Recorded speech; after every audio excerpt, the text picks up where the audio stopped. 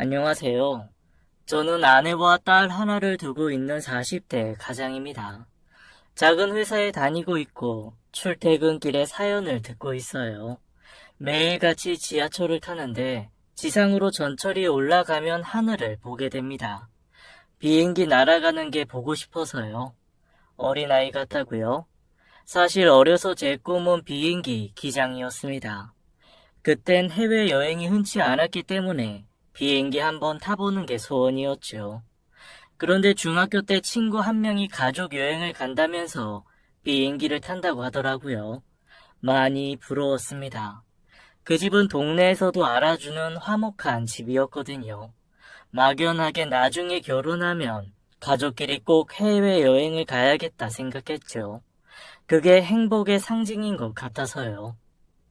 이왕이면 제가 모는 비행기에 태워가고 싶었습니다. 꿈은 컸지만 기장은 못됐어요.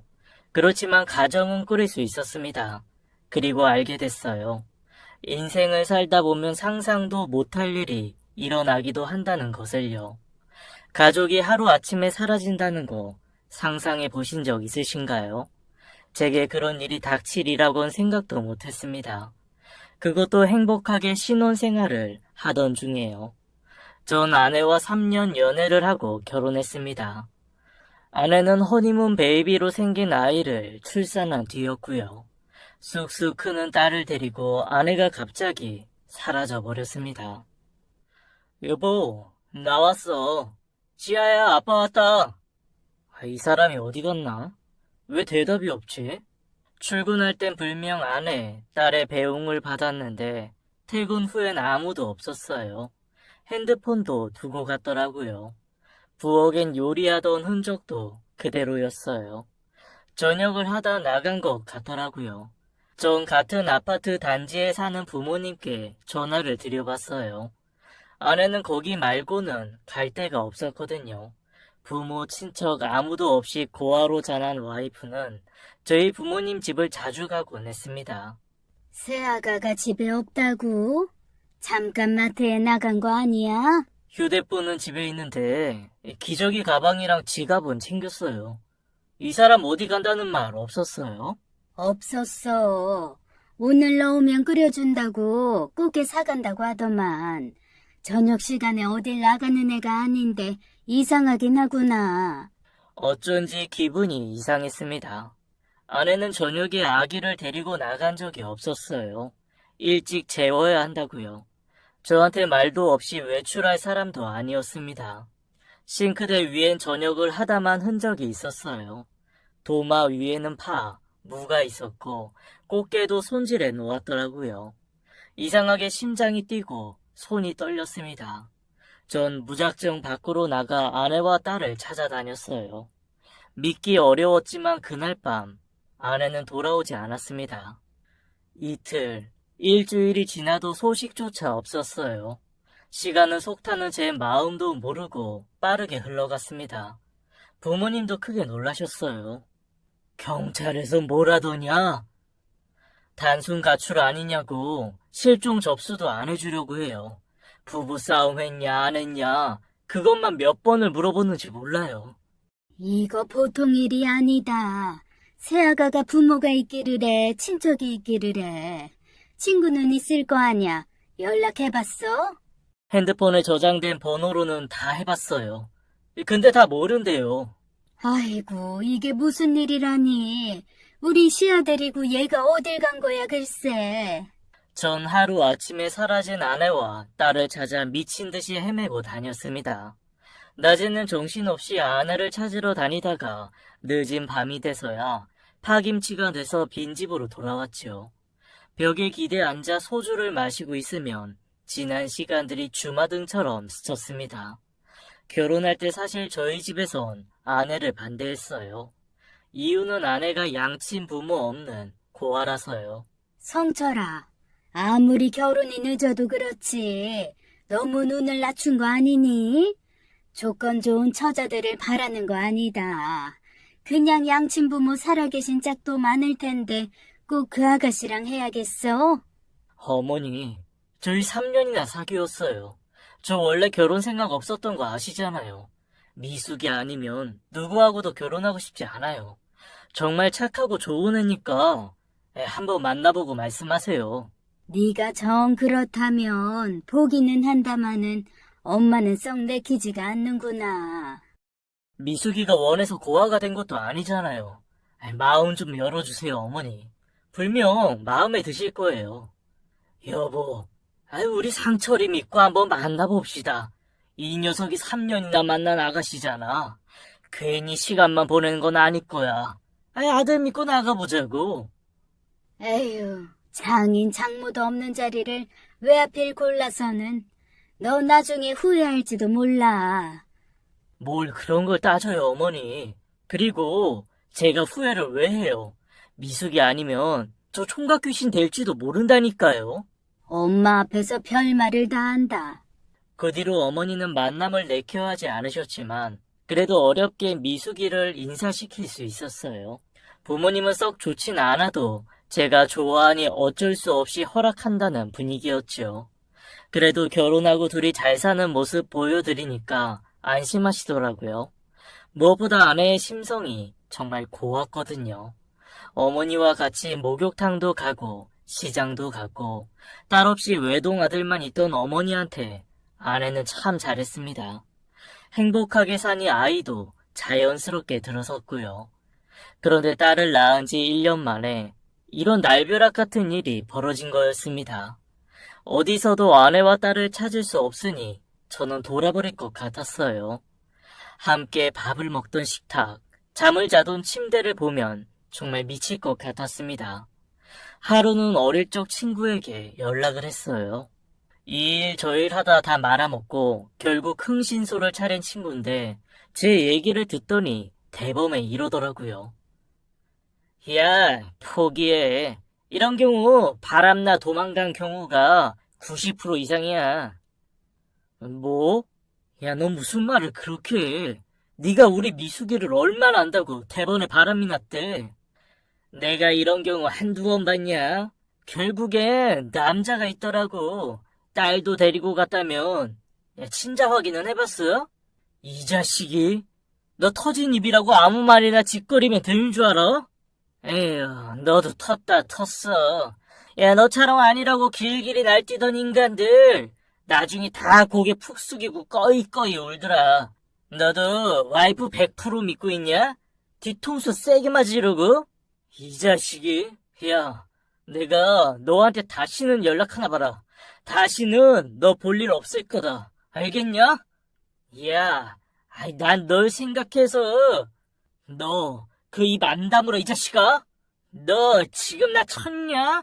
이게 진짜 미쳤나? 저도 모르게 주먹이 나가더라고요. 생전 폭력을 모르는 전데 그 순간에 참을 수가 없었습니다. 그렇게 친구를 한 대 치고 절교해버렸어요. 맹세컨대 절대로 바람은 아니라고 생각했습니다. 제 아내는 결코 그런 사람이 아니었어요. 연애 3년 하고 결혼했는데 그 사이 저한테 거짓말 한 번 안 한 사람입니다. 시아 엄마, 제 와이프는 정말 긁어도 부스럼 하나 안 나올 그런 사람이었어요. 하늘에서 내려온 선녀라고 해도 믿을 만큼 배려심 많고 착한 사람이라 선택한 배우자였습니다. 전 꼬박 1년 동안 전국을 돌아다니며 아내를 찾았죠. 그러나 아내와 딸의 흔적은 어디에도 없었어요. 부모님은 한탄하셨죠. 손녀딸인 시아의 사진을 보며 눈물바람을 하셨습니다. 인서가, 그러게 내가 다른 여자 찾아보랬잖아. 시아 어미가 가족이나 친척이 있었으면 이렇게 찾는 게 힘들었겠니? 세상 어디에도 끈이 없는 고아니까 찾는 것도 몇 배는 더 어렵잖아. 그런 말씀을 지금 왜 하세요? 눈에 넣어도 안 아플 우리 시아가 보고 싶어 죽겠다. 너도 속이 말이 아니겠지만 아버지랑 나도 속이 타다 못해 시커매졌어. 집 나가려면 혼자 나갈 것이지 시아까지 데려가서는 이렇게 감감무소식일 수 있는 거니? 애가 착해서 예쁘게 봤는데 이젠 아니다. 이런 불효가 어디 있어. 내 아들 이렇게 마음고생 시키는 게 어디 있냐고. 역시 고아랑 결혼시키는 게 아니었다. 엄마 말 왜 안 들었어, 이 녀석아? 그만하시라고요, 어머니. 이 녀석아. 네 어머니도 답답해서 하는 소리 아니야? 저 이만 가볼게요. 새아가랑 씨앗 소식 없으면 너도 이제 오지 마. 아니, 여보. 당신은 또 성철이한테 왜 그래요? 속상하잖아. 이 며느리 잘못 들어서 이게 무슨 난리야? 저 녀석도 꼴 보기 싫어. 네, 이제 안 올게요. 아버지 말씀대로 코빼기도 안 비칠게요. 성철아, 너까지 왜 그래? 아버지가 답답해서 하시는 소리잖아. 저도 점점 지쳐갔습니다. 그날도 어김없이 포장마차에서 술을 마시고 텅 빈 집에 들어갔어요. 사진 속에서 딸을 안고 환하게 웃고 있는 아내가 미워서 견딜 수가 없었죠. 전 홧김에 액자를 던져버렸어요. 벽에 부딪혀 깨진 액자는 산산조각 났습니다. 그러다 쪽지 하나를 발견하게 됐어요. 사진 뒤에 껴있었던 것 같았죠. 쪽지에는 주소가 적혀 있었습니다. 아내의 글씨체였어요. 갑자기 술이 확 깨더라고요. 뭔가 단서가 되겠다 싶었습니다. 다음날 아침 술이 깨자마자 전 차를 몰고 주소지로 달려갔어요. 국도에 인적 드문 길이 나왔고 폐가 하나가 보이더라고요. 인기척 하나 없이 귀신 나올 것처럼 황폐했고 음산했죠. 꽤 오래 비어둔 건물 같았습니다. 아무도 없는 게 분명해 보였어요. 허탈한 마음으로 돌아서려는데 어디선가 아이의 목소리가 들렸습니다. 우는 소리 같기도 하고 칭얼거리는 소리 같기도 했는데 꼭 시아의 목소리 같았어요. 전 건물 안으로 미친 듯이 달려 들어갔습니다.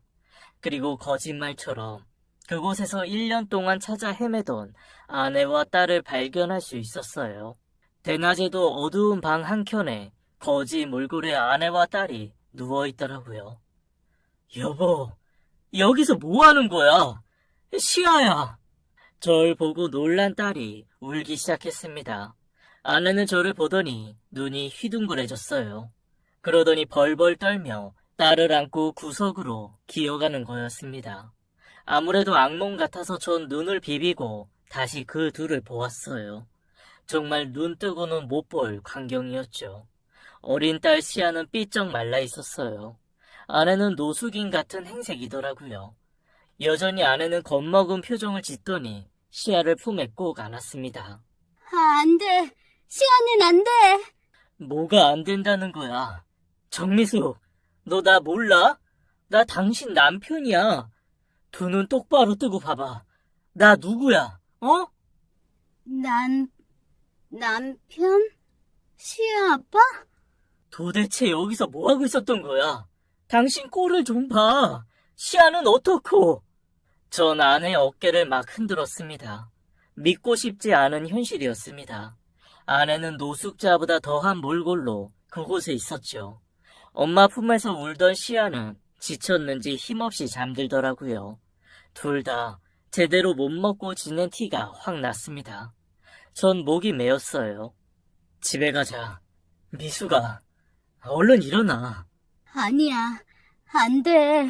가면 큰일 나. 시아랑 나 집에 가면 안 돼. 왜 안 된다는 거야? 멀쩡한 집 놔두고 왜 이런 데서 고생을 하고 있어? 도대체 이유가 뭐야? 나한테 말 한마디 없이 시아랑 도망친 이유가 뭐냐고. 그 여자가 우리 딸 훔쳐갈 거야. 시아 지켜야 돼. 시아는 내 딸이야. 아무한테도 못 뺏겨. 아내는 정상이 아닌 것처럼 보였어요. 불안해 보였고 손도 떨고 있었죠. 자꾸 어떤 여자가 우리 딸 훔쳐갈 거라면서 주위를 둘러보고 입술에 피가 날 정도로 깨물더라고요. 전 가슴이 찢어질 것 같았습니다. 그 여자가 누군데? 어? 나 당신 남편이잖아. 말해봐. 내가 지켜줄게. 어머니. 큰어머니 무서워. 당신한테 친척이 어디 있어? 장모님도 어릴 때 돌아가셨다고 했잖아. 우리 집에 가면 그 사람이 쫓아올 거야. 절대 문 열어주면 안 돼. 시아, 내가 키워. 못 데려가. 정신 좀 차려, 여보. 시야, 내가 목숨 걸고 지켜줄 테니까 일단 집으로 가자. 어? 시야, 내가 안을게. 이리 줘. 아내는 그럴수록 시야를 더 꼭 안더라고요. 전 물었어요. 당신이 말하는 어머니, 큰 어머니가 누구냐고요. 그 사람이 누군데 시야를 빼앗아 가냐고 물었죠. 하지만 아내는 횡설수설하며 제대로 답을 하지 못했습니다. 전 다시 아내를 설득했어요. 집으로 가자고요. 그래도 싫다고 고집을 꺾지 않는 아내에게 저는 그만 화를 내고 말았습니다. 너 때문에 우리 딸 이게 뭐야? 시야 이대로 두면 굶어 죽을지도 몰라. 뼈 앙상한 거 안 보여? 시야 엄마, 제발 정신 좀 차려. 집에 데려가서 제대로 키워야 할 거 아니야. 어린애 생각은 안 해? 왜 그렇게 고집을 부려? 헛소리 좀 그만해. 결국 아내는 눈물을 터뜨렸고 저를 따라 나서게 됐습니다. 뭐가 그렇게 무서운지 차 안에서도 벌벌 떨면서 오열하더라고요. 무슨 정신으로 운전하고 왔는지 기억도 안 납니다. 아내와 딸을 찾았다는 안도감도 있었지만 두 사람의 몰골에 너무 충격을 받아서 정신이 없었어요. 전 아내와 딸을 씻겼고 죽을 끓여 먹였습니다. 그리고 깨끗한 옷을 입혀 일단 재웠어요. 아내는 시아의 손을 꼭 잡고 겨우 잠에 들더라고요. 둘은 보기에도 달게 아주 오래 잤습니다. 딸 시아를 보는데 가슴이 너무 아팠어요. 너무 야유였더라고요. 그제야 전 부모님께 연락을 했습니다. 시아와 아내를 찾았다고요. 뭐? 새아가랑 시아를 찾았다고? 지금 어디 있냐? 집에 데려왔어요. 어제 찾았어요. 이제 됐다. 이제 됐어. 아버지랑 곧장 가마. 어디에도 가지 말고 집에 꼭 붙어 있어. 알았지? 그러나 며느리와 손녀딸을 찾은 반가움도 잠시, 부모님은 한눈에 아내 상태가 온전치 못한 걸 눈치챘어요. 전 솔직히 털어놨습니다. 애엄마가 정신이 온전치 못한 것 같아요. 아무래도 병원에 데리고 가봐야겠어요. 그래, 내가 보기에도 그렇다. 김 원장한테 전화해 놓으마. 이렇게 된 이상 누구한테 숨길 것도 없고 시아엄이 회복하는데 온 가족이 힘을 써보자. 너도 혼자 끙끙 앓지 말고 무슨 일 있으면 우리한테 말해. 괜히 자존심 세우지 말고. 알았어? 이렇게 된 이상 시아엠이 어디 못 가게 지키면서 병부터 낫게 하는 게 급선무 같다. 죄송해요, 어머니, 아버지. 저는 아내를 데리고 아버지 친구분인 정신과 박사님을 찾아갔어요. 그간의 사정을 말씀드렸고 아내는 필요한 검사를 받았습니다. 그리고 듣게 된 결과는 충격적이었어요. 아내는 정신분열증을 앓고 있었습니다. 워낙 경미해서 겉보기엔 일반인과 같았지만 충격적인 사건으로 인해 증상이 커졌을 거라고 하더라고요. 좀 답답했습니다. 아내가 사라지기 전에 분명 무슨 일이 있었던 게 불명했어요. 왜 집을 나간 거냐고 아내에게 여러 번 물어보았지만 아내는 불안해하면서 답을 제대로 못하더라고요. 그저 똑같은 말만 반복했어요. 어머니가 자신을 찾아왔다고만 했죠. 자꾸만 우리 딸을 데려가려고 한다면서요. 고아인 아내에겐 어머니가 없었거든요. 그때까지 헛소리라고만 생각했는데 어느 순간 이런 생각이 들더라고요. 큰어머니 혹은 어머니라고 불렀던 다른 사람이 있었던 건 아닐까 싶었죠. 전 당장 흥신소하는 친구에게 전화를 했어요. 주먹 다짐까지 하고 절교한다고 했지만 부탁할 사람은 걔밖에 없었죠. 야, 이 자식아, 왜 전화를 해? 다시는 연락하지 말라고 할 땐 언제고? 너한테 맞은 광대뼈가 아직도 부어있어. 알아? 미안하다. 부탁이 있어서 전화했어. 사실 우리 와이프 돌아왔거든. 뭐 좀 알아봐줬으면 해서. 돌아왔냐? 어디서 뭐하고 살았는지 궁금해서 그래? 그런 와이프를 다시 데리고 사는구나. 대단하다 너도. 너 틀렸어. 바라는 확실히 아니야. 알아봐 달라는 건 그게 아니라 아내가 어렸을 때 일을 좀 알아봐 줄래? 아내가 정신적으로 좀 아픈데 이상한 부분이 있어서 그래. 이 사람 부모님 안 계시거든. 그런데 자꾸만 어머니 얘기를 꺼내면서 우리 시아를 데려간다고 한다잖아. 내 생각에 돌아가신 어머니 얘기는 아닌 것 같아. 또 다른 누군가가 분명히 있어. 친어머니가 아닌 사람을 어머니로 부른다는 거야? 큰 어머니라고 하기도 하고, 집 나가기 전에 그 사람이랑 무슨 일이 있었던 게 분명해.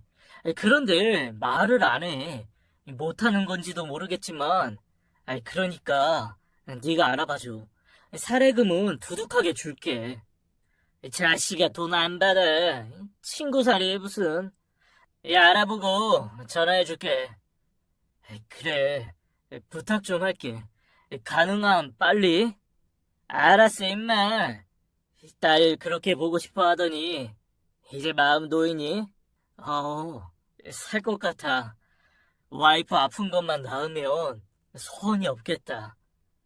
그래, 다른 일 제껴두고 이것부터 알아볼게. 걱정 말고 기다려. 며칠 후 친구한테 연락이 왔습니다. 그리고 알게 된 내용은 충격적이었어요. 아내가 시아를 데리고 살았던 폐건물은 어릴 적 있었던 고아원이었더라고요. 친구는 당시 그곳 원장이었던 분의 연락처와 사는 곳을 알려줬습니다. 저도 한번 찾아가서 얘기를 들어보고 싶었어요. 저는 아내와 딸을 어머니에게 부탁하고 원장님을 찾아갔습니다. 그분은 시골에서 노후를 보내고 계셨죠. 실례합니다. 전화드렸던 정미숙 남편 되는 사람인데요. 미숙이 남편이라고요? 정말 왔네요. 찾아온다는 말 빈말인 줄 알았는데. 꼭 여쭤볼 이야기가 있어서요. 그런데 미숙이는 같이 안 왔어요? 아기도 낳았다면서요. 원장님은 미숙이가 같이 못 온 게 서운하신 모양이더라고요. 저는 침착하게 아내의 상황을 설명했습니다. 결혼 후에 아기 낳고 잘 살다가 갑자기 집을 나간 것부터 옛 고아원 폐건물에서 지낸 것까지 다 말씀드렸어요. 그리고 지금 아내가 반복해서 하는 얘기, 큰어머니가 시아를 뺏으려고 한다는 이야기까지요. 그러자 원장님은 눈물을 흘리시면서 말을 꺼내셨습니다. 아내가 아주 어릴 적 고아원 들어오기 전에 있었던 일을 얘기해 주셨죠. 미숙이는 고아원 들어오기 전의 일을 하나도 빠짐없이 기억하고 있었어요. 걔가 초년 고생이 심했죠. 어른들 때문에 이리 치이고 저리 치이고 불쌍하게 살았어요. 미숙이 생모가 첩으로 들어가지만 않았어도. 네? 지금 뭐라고 하셨어요? 살아계셨다면 장모될 분이 어느 부잣집 첩으로 들어가 미숙이를 낳았어요. 그게 불행의 시작이었는지도 몰라요. 아내는 첩의 딸이었습니다. 장모님은 아들 없는 부잣집의 첩으로 들어가 본처 대신에 자식을 낳았다고 하더라고요. 가난한 집안 형편에 팔려가듯 가게 된 거였습니다. 그런데 첫 번째 낳은 자식이 딸이라 구박을 말도 못하게 받았다는 거였죠. 당연히 미숙이도 대우를 받지 못했고요. 그나마 다행히도 둘째는 아들을 낳았고 이제 좀 편히 사나 싶었는데 아니었습니다. 부잣집에서는 장모님과 아내를 그냥 두지 않았어요. 한겨울 칼바람 부는 날 두 사람을 내쫓았다고 합니다. 아들 낳았으니 이제 집을 나가라는 거였죠. 그때 아내가 7살이었다고 해요. 보따리 하나 없이 정말 맨몸으로 내쫓겼다는 얘기였습니다. 어린 아내는 장모님이 부잣집에 애걸복걸하던 걸 다 봤다고 하더라고요. 갓난 아이 빼앗기고 장모님도 제정신이 아니었겠죠. 문 좀 열어주세요. 제발요. 우리 아기 좀 돌려주세요. 네? 엄마, 그러지 마. 무서워. 미숙아, 울지 말고 잠깐만 기다려. 형님, 문 좀 열어주세요. 제가 잘할게요. 끽소리도 안 하고 살게요. 제가 낳은 아들인 거 티도 안 내고 살게요. 그러니까 내 아이 옆에만 있게 해주세요. 형님, 어르신! 엄마, 나 춥고 무서워. 우리 그냥 다른 데 가서 살자. 얘가 왜 이래? 여기가 우리 집이잖아. 동생 놔두고 어딜 가겠다는 거니? 어디 앞이라고 이렇게 소란을 떨어? 들어올 복도 다 나가겠네. 웬 거지가 대문 앞에서 구걸을 하는 거야? 찬물 한 바가지 퍼다가 뿌려라. 더는 못 찾아오게. 형님, 저예요. 제가 잘할게요. 이렇게 두 손 모아 빌게요. 헛간내라도 살게 해주세요. 네? 우리 아들 좀 보고 살 수 있게 해주세요. 아니면 우리 미숙이만이라도 살게 해주세요. 엄동설안에 어린 게 얼어 죽기라도 하면 어떡해요. 벌벌 떨며 비는 장모님에게 본처는 기어이 찬물을 뿌렸고 산후조리도 못하고 쫓겨난 장모님은 병이 들어 세상을 떠났다는 처절한 얘기였습니다. 아내는 이 일로 큰 충격을 받은 거였어요. 그 이후 일가 친척 하나 없던 아내는 부잣집에 잠시 들어가 살았다고 하더라고요. 본처가 큰 선심 쓰는 것처럼 아내를 거두었는데 거기서 온갖 구박을 당하고 나중엔 고아원에 버려졌다고 합니다. 아내는 7살부터 겪은 그 모든 걸 다 기억하고 있었다고 하더라고요. 어린애가 그 집에서 있었던 일을 얼마나 자세히 얘기하던지 듣던 어른들이 다 놀랐어요. 그 충격을 마음 깊이 묻고 살았는데 아기 낳고 예민해진 상태에서 비슷한 일을 겪은 게 아닐까요? 그러지 않고서야 딸을 데리고 폐가가 된 고아원에서 살았다는 게 이해가 되질 않네요. 저도 같은 생각입니다. 그런데 통 말을 안 하니 알 수가 있어야죠. 본처, 그러니까 미숙이가 큰어머니라고 불렀던 그 사람을 떠올린 게 아닐까요? 우연히 비슷한 사람을 봤을 수도 있고요. 길 가다가 마주치기라도 했을까요? 내 짐작으로는 그런데 또 모르죠. 한번 잘 알아봐요. 많이 속상하네요.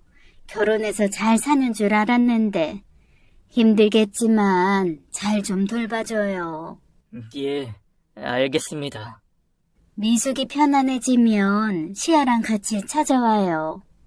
원장님과 헤어지고 나오는데 마음이 무겁더라고요. 아내가 어릴 때 그런 혹독한 일을 당했을 줄은 꿈에도 몰랐습니다. 어린 시절 얘기를 잘 안 하기도 했지만 미숙이는 저보다 더 밝고 긍정적인 성격이었거든요. 생각할수록 아내가 짠하더라고요. 저는 집으로 돌아와 아내를 꼭 안아줬습니다. 그리고 최선을 다해 아내의 회복을 도왔어요. 약물 치료를 받으면서 아내가 차츰 편안해지는 게 제 눈에도 보였죠. 이대로 아픈 각오를 잊고 잘 살았으면 하는 마음뿐이었습니다. 그러나 평화는 오래가지 않았어요. 어느 날 집으로 누군가 찾아왔습니다. 택배가 온 줄 알고 문을 열었는데 웬 나이든 할머니가 서 계셨죠. 전 처음엔 누군지 몰랐어요. 그런데 아내가 그분을 보자마자 부들부들 떨기 시작했습니다. 들고 있던 컵을 떨어뜨려 사방에 유리 조각이 튀었죠. 여보, 왜 그래? 움직이지 마. 발 조심해. 지금 물컵 깨졌어. 여보, 저 사람 왜 들여보내? 당장 가라 그래. 당장 문 닫으라고. 알았어, 여보. 할머니 누구세요? 누구신데 현관까지 함부로 들어오시는 거예요? 그랬더니 그분이 이러는 거였습니다. 미수가 나 못 알아보겠어? 나 큰어머니야. 정말 모르겠어? 몰라요. 난 몰라요. 아내는 얼마나 무서운지 그 자리에서 오줌을 지렸습니다. 전 너무 놀랐죠. 아내는 씻지도 않은 채 급하게 작은 방으로 달려갔어요. 그리고는 놀고 있던 딸아이를 품 안에 다급히 안았습니다. 잘못했어요. 제가 잘못했어요. 우리 시아 데려가지 마세요. 제가 키울 거예요. 꼭 제가요. 여보, 왜 그래? 진정해. 시안 놀라잖아. 상황을 보니까 그 할머니는 아내의 큰어머니, 즉 어릴 적 아내를 구박한 부잣집 본처인 것 같았습니다. 너무 황당했어요. 무슨 이유로 우리 집을 찾아왔는지 어이가 없었죠. 전 그분한테 나가라고 소리쳤어요. 제 아내 어릴 때 구박하고 내쫓은 분이시죠? 여보 맞아? 아내는 겁먹은 얼굴로 고개를 끄덕였습니다. 미수가 나 기억나는구나. 그래, 기억 못할 리가 없지. 우리 얘기 좀 하자. 내가 꼭 할 얘기가 있어. 이보세요. 여기가 어디라고 찾아와요. 당장 나가세요. 무슨 자격으로 나타나셨어요? 미숙이랑 무슨 할 말이 있었어요? 아니, 당장 나가세요. 미숙이 남편인가 보네. 진정해봐요. 내가 꼭 할 말이 있어요. 지금 안 나가시면 경찰에 신고하겠습니다. 제 와이프 벌벌 떠는 거 안 보이세요? 잠깐, 아주 잠깐이면 돼요. 내가 꼭 할 말이 있어서 왔다니까요. 경고합니다. 지금 저 경찰에 신고합니다. 알겠어요. 갈게요. 경찰에 신고하지 말아요. 가겠습니다. 진정해요, 애기 아빠. 신랑이 끝에 그분이 현관문을 닫고 나갔고 전 아내에게 다가갔어요. 벌벌 떨던 아내는 소리도 못 내고 울더라고요. 얼마나 겁을 먹었는지 부들부들 떨고 있었죠. 극도로 불안해하는 아내를 보면서 전 정말 속상했습니다. 한참 후에야 아내가 말을 꺼내더라고요. 봐, 내 말이 맞잖아. 큰어머니가 우리 시아 훔쳐가려고 찾아온 거야. 나 우리 시아 지켜야 돼. 절대로 뺏길 수 없어. 여보, 내가 있으니까 아무 걱정 마. 일단 우리 어머니한테 가 있어. 시아랑 같이. 그 사람이 여기 또 찾아오면 내가 혼쭐을 내줄게. 아예 얼씬도 못하게. 무슨 말인지 알지? 저는 급히 아내와 딸을 본가로 보냈습니다. 아내가 다시는 큰 어머니라는 그 여자와 마주치지 않도록 조치를 취해야 할 것 같았어요. 아까 한 행동으로 봐선 분명 다시 찾아올 것 같았기 때문에 예감이 좋지 않았습니다.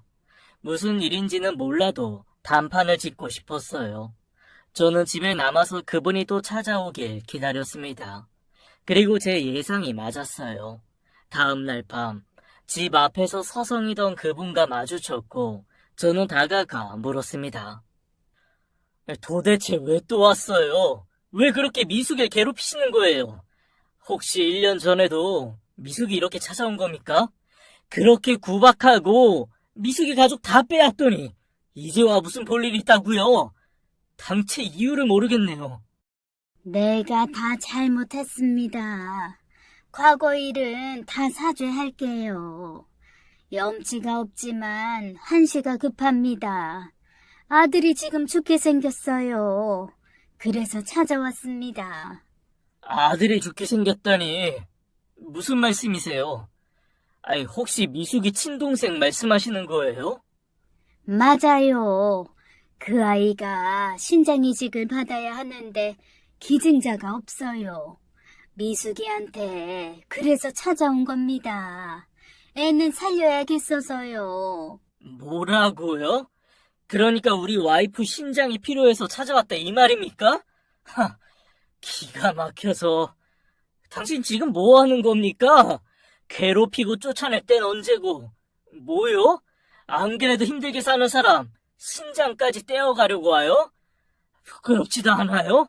염치 없지도 않냐고요? 내가 오죽하면 찾아왔겠습니까? 우리 아들 좀 살립시다. 미숙이 검사 한 번만 받아보게 하자고요. 네? 어떻게 사람의 탈을 쓰고 이럴 수 있나 싶었어요. 아내의 가족을 다 빼앗고 신장까지 바라는 그분이 사람같이 보이지 않았죠. 어두운 가로등 아래에서 그 상황을 얘기하는데 꼭 악마가 얘기하는 것 같더라고요. 제 아내가 도대체 무슨 죄입니까? 말이 안 된다고 생각해서 전 단칼에 거절했습니다. 절대 안 됩니다. 제 아내 지금 건강도 안 좋고 누구 살리자고 뭘 검사할 상황도 아니에요. 다시는 찾아오지 마세요. 당신 아들은 당신이 알아서 하시라고요. 제 아내 한 번만 더 찾아오면 그땐 저도 가만히 있지 않겠습니다. 당신들처럼 잔인하게 복수해 줄 거라고요. 뭘 또 그렇게까지 얘기를 해요. 사람이 죽게 생겼는데 미숙이 한 번만 만나게 해줘요. 네? 지금 그쪽 아들만 중요합니까? 저도 제 아내, 아이 다 중요해요. 애 엄마, 어릴 적 충격으로 지금까지 어렵게 살고 있어요. 간신히 회복했는데 그쪽 때문에 건강이 더 악화될 수 있다고요. 가세요. 그리고 다시는 찾아오지 마세요. 그런 말이라도 전해주구려. 친남동생이 아프다고요. 꿈도 꾸지 마세요. 전 치를 떨며 돌아섰어요. 한참을 쫓아오길래 망신을 톡톡히 줬습니다. 그 이후 아내의 큰어머니라는 분은 다시 찾아오지 않았어요. 전 아내에게 이날 있었던 얘기를 일절하지 않았습니다. 남동생이 아프다는 이야기도 물론 안 했고요. 신장 이식을 못 받아서 그 남동생이 죽는다고 해도 제 알 바 아니었습니다. 전 아내만 지키면 됐으니까요. 이미 상처받을 만큼 받으며 살아온 아내입니다. 더 이상 그 집 일로 상처받는 건 전 원하지 않았어요. 그러던 어느 날 밤 아내가 딸을 재워놓고 절 부르더라고요. 심각한 얼굴로 이렇게 말하는 거였습니다. 여보, 다 날 위해서 그런 거지? 내 동생 아프다는 것도 큰어머니 만났다는 것도 일부러 숨겼잖아. 고맙게 생각해. 진심이야. 그런데 나 오래 고민하고 꺼내는 말인데 동생한테 신장 이식해주고 싶어. 전 제 귀를 의심했어요. 뭐라고? 당신 그거 어떻게 알았어? 또 그 사람이 찾아왔어? 나 없을 때? 아니, 그날 당신이랑 큰어머니 가로등 밑에서 얘기하는 거 우연히 보게 됐어. 그날부터 쭉 고민했어. 내 동생 신장이식 받아야 한다며. 생명이 위독하다고. 나 검사라도 받아보고 싶어. 그리고 되면 신장 주고 싶어. 말도 안 돼. 그게 무슨 소리야? 넌 내가 길길이 날뛰는 걸 보고도 그런 소리가 나와? 절대 찬성할 수 없어. 누구 부탁을 들어준다는 거야? 너 정신이 있어? 아내가 그걸 어떻게 알았는지 경악했어요. 부모님은 같은 아파트에 사십니다. 동도 가까운 편이고요. 아내는 부모님 집에 있다가 딸아이가 잘 때 안고 자는 인형을 가져오려고 부모님 몰래 다시 나왔던 거였죠. 길가에서 큰 소리를 내고 있던 절 발견하고 다가오다가 큰 어머니를 보고는 길거리에 주저앉았다고 했습니다. 거기서 우리가 나눈 대화를 다 듣게 된 거였죠. 그 뒤 저 몰래 오래 고민했던 모양이었어요. 절대 안 된다고. 남동생 얼굴이나 기억해? 생판 남이나 다름없이 커왔는데 신장이식을 당신이 왜 줘? 그뿐이야? 그 집에서 당신한테 해준 게 뭐가 있어? 한겨울에 내쫓고 장모님도 돌아가시겠잖아. 그래놓고 당신한테 도움을 청해? 그게 사람 탈을 쓴 짐승이지 뭐야. 여보, 내 말 좀 들어봐. 싫어. 당신 꿈도 꾸지 마. 겨우 몸 회복하고 사는데 신장 이식을 어떻게 해준다는 거야. 검사해볼 것도 없어. 그 집에서 당신 몸에 손끝 하나 못 대게 할 거야. 그래도 내 동생이야, 여보. 아주 갓난아기 일 때 헤어졌지만 나 많이 생각하고 살았어. 우리 엄마한테서 나온 자식, 하늘 아래 나랑 걔 이렇게 둘 뿐이야. 내 마음 조금도 이해 못하겠어? 이해 못해. 난 당신이 전부라고. 당신 건강 더 나빠지면 어떡해. 지금도 이렇게 힘들어하면서. 당신 마음 모르는 것도 아니야. 근데 내 솔직한 마음이 그래. 날 학대하고 버린 큰어머니 치가 떨리기 싫어. 그렇지만 지금 아픈 사람은 그 사람이 아니고 내 동생이잖아. 여보, 지금 당장 허락해달라고 얘기 안 할게. 조금만 고민해주면 안 될까? 당신 시야 생각은 안 해? 정신 차려. 당신은 아내이기 전에 엄마라고. 무조건 안 된다고만 하지 마, 여보. 나 이제 운동도 하고 약도 잘 먹고 당신이랑 의사가 하라는 대로 다 할게. 남동생 생각하면 너무 가슴이 아파. 엄마 얼굴도 모르고 컸잖아. 호강하고 살았으면 뭐해. 젊은 나이에 지금 이렇게 아픈데. 나 걔 위해서 뭐라도 하고 싶어. 바보 같은 거 아는데 어쩔 수가 없어, 여보. 바보같이 착한 와이프는 결국 눈물을 보이더라고요. 저도 마음이 좋지 않았습니다. 세상이 원망스러웠어요. 어떤 사람은 죄 짓고도 뻔뻔하고 양심 없이 사는데 또 어떤 사람은 한없이 착하기만 한 게 불공평하다는 생각이 들었습니다. 너무 속상해서 울고 있는 아내를 달래주지도 못했어요. 그리고 며칠 동안 고민했죠. 아내의 뜻대로 하고 싶지 않았어요. 어린 시야를 생각하면 더더구나 아내의 건강이 제게는 중요했습니다. 그래서 결심하게 됐어요. 아내의 동생이면 제 처남이기도 하잖아요. 처남이라고 해도 얼굴도 모르는 사람이긴 하지만 결정을 내렸습니다. 아내를 위해 제가 신장 이식을 해주기로요. 검사를 받아봐야 했지만 그래도 차라리 그 편이 낫겠다는 생각이었죠. 제 결심을 아직 아내는 몰랐습니다. 말해야지 싶다가도 입이 안 떨어졌어요. 고민은 깊어졌고 친구 봉석이를 불러내 한잔했습니다. 그간의 사정을 다 털어놨죠. 너 미쳤냐? 얼굴도 못 본 처남한테 신장을 기증하겠다고? 얘 제정신이 아니네. 야, 네 와이프가 너무 착해서 문제라더니 너도 완전 와이프랑 똑같다. 나 같으면 절대 안 해. 돌지 않고서야 그게 가능한 일이야? 아이, 진짜 미친 짓은 맞지. 그렇지만 아내 성격 알아서 이러는 거야. 한번 결정한 건 절대 안 바꾸는 성격이라고. 아마 포기 안 할걸?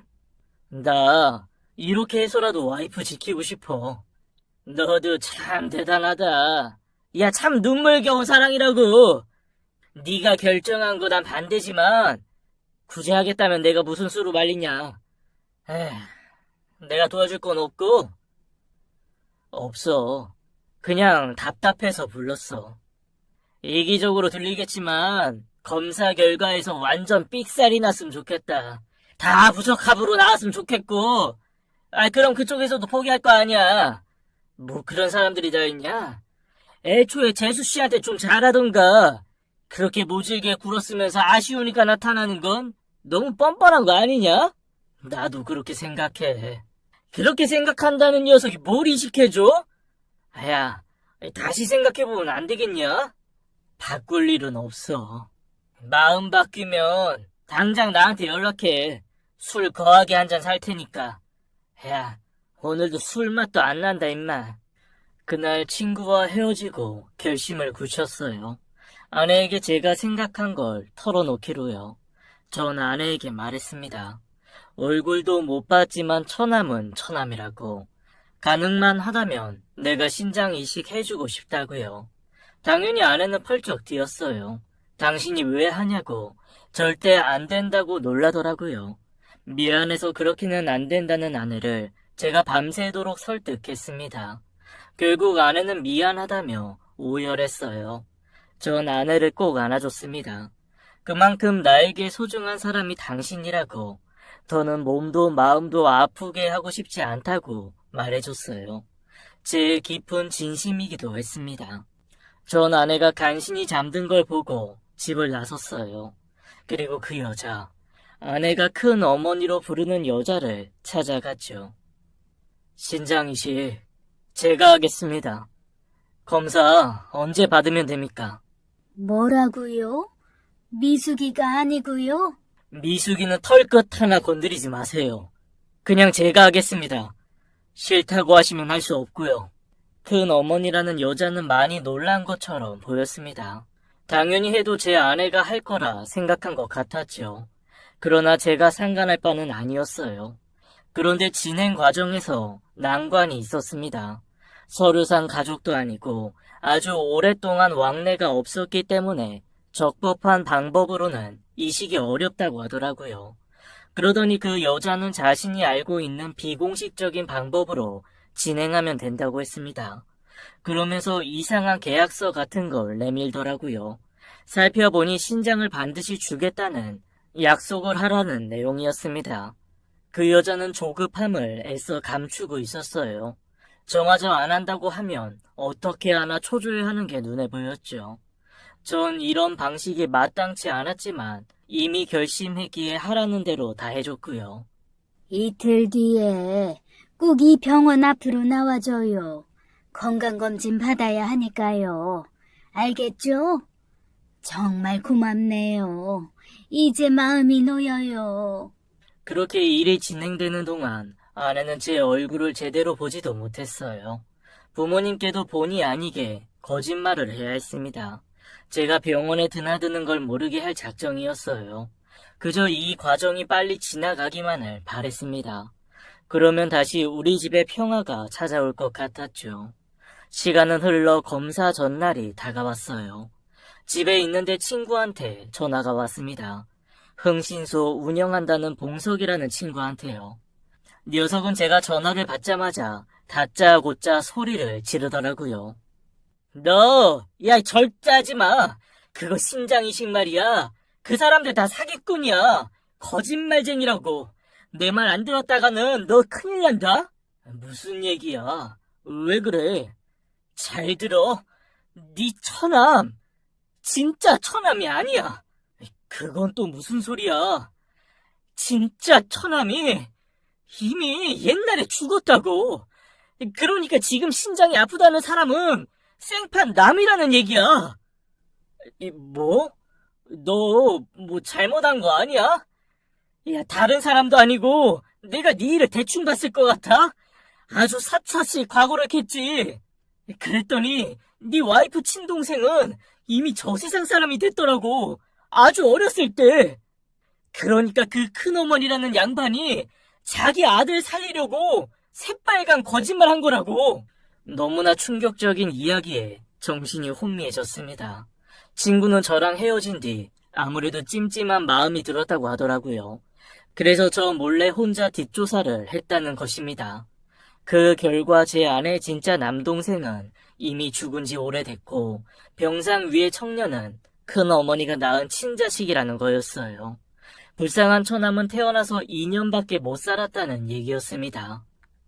네 아내 구박하고 내쫓았다는 여자 진짜 악질이다. 야, 어떻게 이런 일이 있냐? 나도 조사하면서 깜짝 놀랐다, 야. 진짜 처남이 죽기 1년 전에 그 여자 기적처럼 임신이 됐고 그렇게 낳은 아들이래. 네 와이프는 얼마 못 살다 쫓겨나서 그 사실을 몰랐던 거야. 진짜 처남 죽은 건 감쪽같이 속이고 자기 아들한테 신장이 필요해지니까 네 아내한테 거짓말하고 이식 받으려는 속셈이었던 거지. 나 도저히 믿을 수가 없다. 야, 이게 사람이 할 수 있는 생각이냐? 너도 너지만 네 아내 받을 충격은 어떻게 하냐? 이 아픈 사람이 그 얘기 듣고 제대로 살 수나 있겠냐? 고맙다. 너 아니었으면 정말 큰일 날 뻔했어. 뭐 아내한테는 어쨌든 잘 말해야지. 진짜 고마워, 봉서가.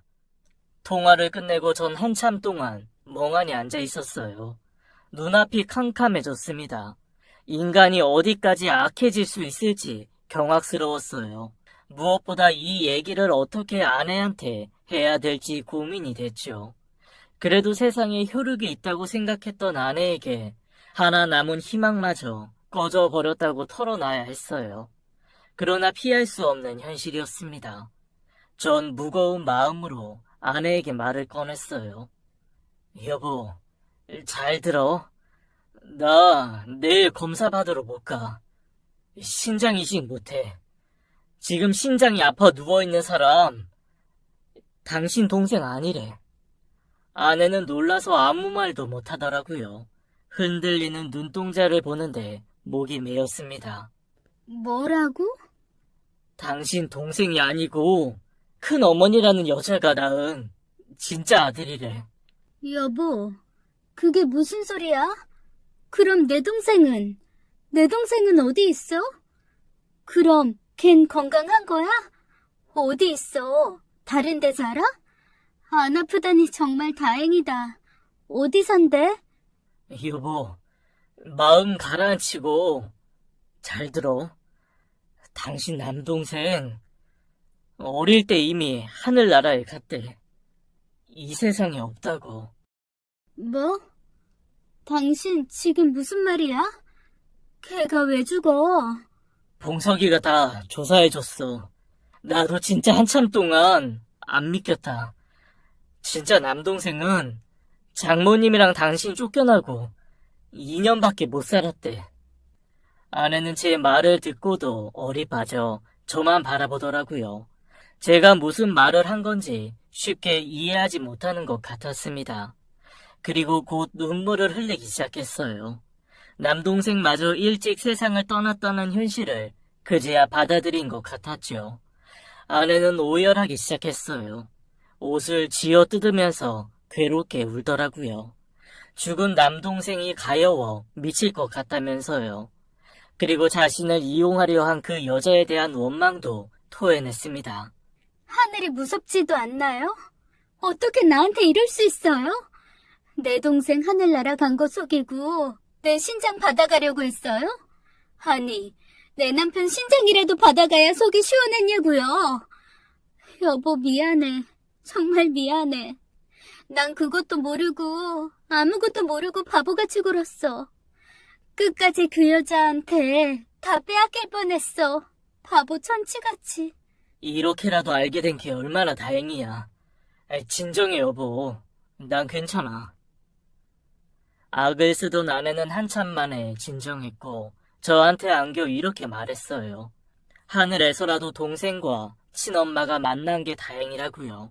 낳자마자 아이를 빼앗긴 엄마의 마음을 딸인 씨야 키우면서 알 것 같다면서 그렇게 눈물을 쏟아냈습니다. 그 여자 절대로 용서 못해. 어떻게든 죗값 치르게 하고 싶어. 우리 경찰에 신고하자. 불법적인 방법으로 신장 이식하려고 했잖아.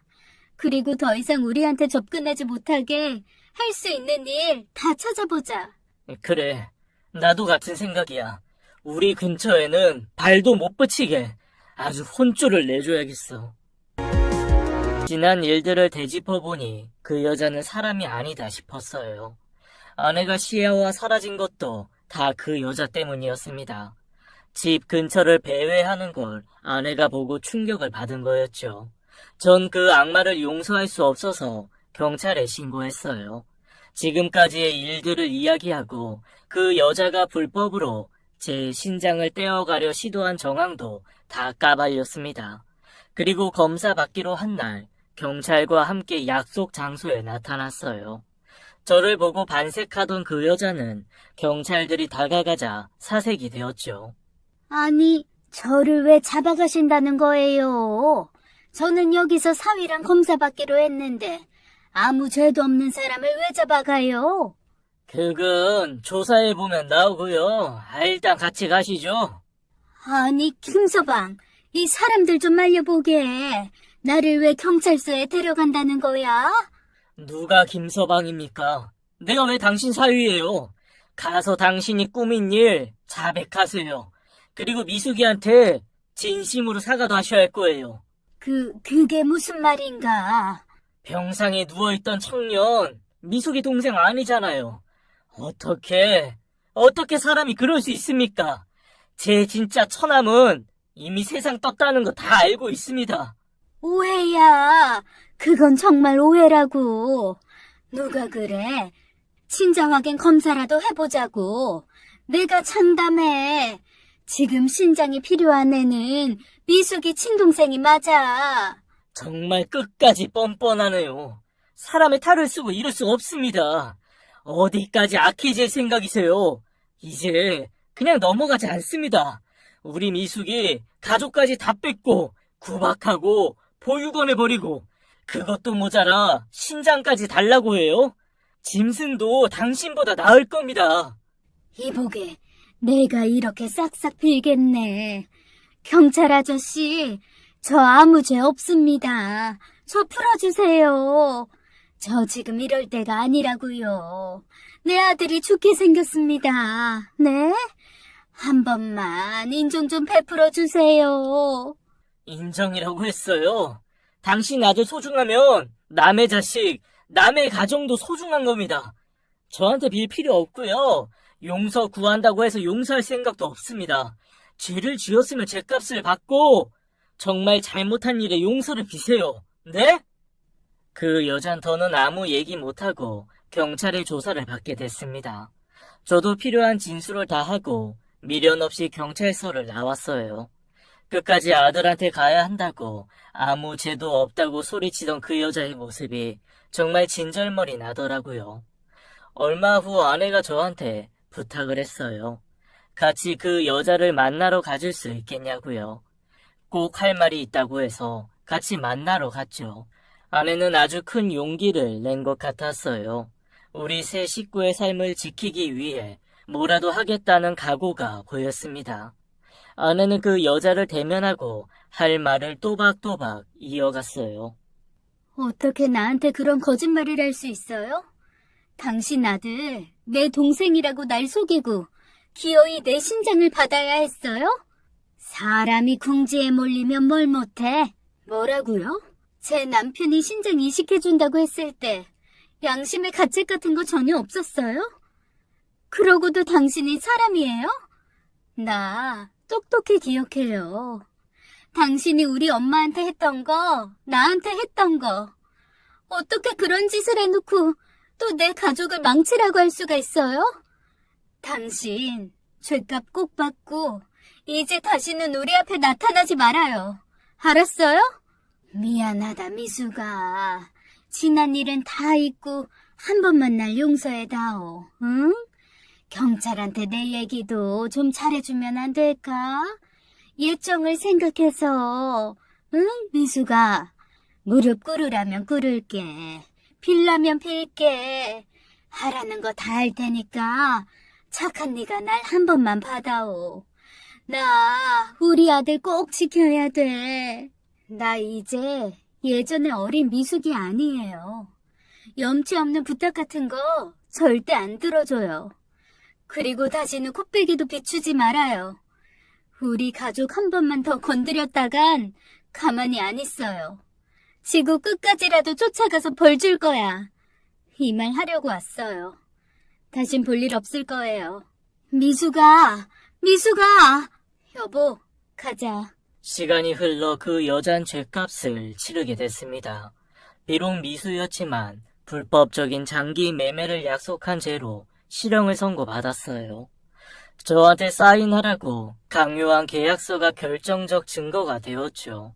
그렇게 아내가 큰 어머니라 부르던 여자는 끝내 옥살이를 하게 되었습니다. 그 뒤 아내는 뭔가 마음을 회복하기 위해 정말 많이 노력했어요. 저와 부모님도 아내를 위해 다 같이 애를 많이 썼고요. 그리고 얼마 전 친구 봉석이를 만났습니다. 그 친구가 묻더라고요. 아내를 선택한 것에 대해서 후회 안 하냐고 말이죠. 저도 생각해 봤는데 후회 없습니다. 시간을 다시 되돌려도 전 다시 아내를 선택할 것 같아요. 비록 고난이 있었지만 우리 사이는 더 단단하고 끈끈해졌죠. 지금 아내와 전 하루하루 평화롭게 살고 있어요. 저희 딸 시아도 사랑 듬뿍 받고 잘 자라고 있고요. 퇴근하면 따뜻하게 맞이해주는 가족이 있다는 곳에 하루하루 감사하며 살고 있습니다. 여보, 나 왔어. 시아야, 아빠 왔다. 아이쿠, 우리 시아. 하루 사이 키가 더 컸네. 요새 잘 먹어서 키가 쑥쑥 자라는 것 같아. 몸무게도 많이 늘었어. 여보, 배고프지? 얼른 옷 갈아입고 와. 얼큰하게 동태탕 끓여놨어. 반주도 할래? 동태탕? 와, 냄새부터 끝내주는데.